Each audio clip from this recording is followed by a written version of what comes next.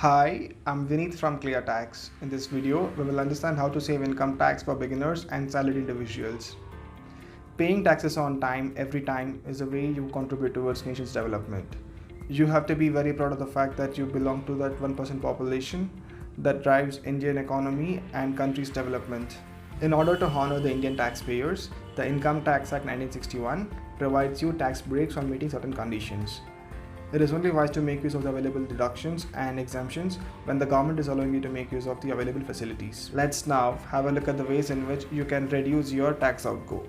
Make full use of Section 80C provisions. Section 80C of the Income Tax Act 1961 allows you to claim tax deductions of up to Rs 1.5 lakh a year on investing in the following schemes: Public Provident Fund, Employees Provident Fund, National Savings Certificate, National Pension System, Sukanya Samriddhi Yojana, 5-year post office time deposit, tax saver FDs, TLSS mutual funds. Apart from these investment schemes, you are also allowed to claim deductions on the payments made towards the following: children's school fee, premiums for life insurance policies, and home loan principal repayment.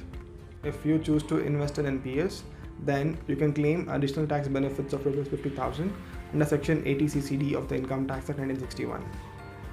This is dependent on the type of NPS account you hold. This deduction is over and above the limit of Section 80C. Next up, make use of Section 80D provisions.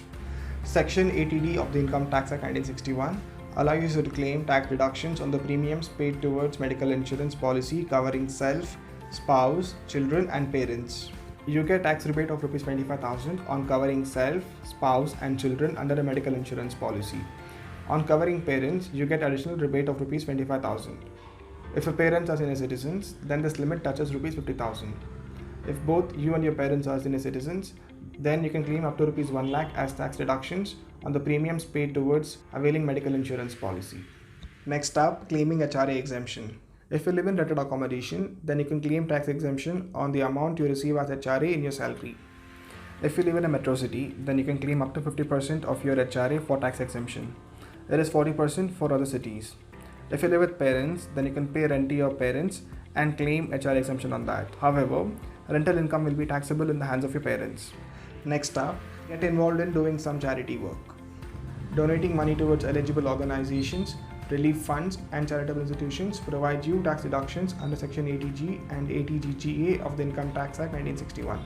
Please refer to the link mentioned in the description for the full list of eligible relief funds, organizations, and charitable institutions and the extent of deduction available. That's all in this video. Thanks for watching.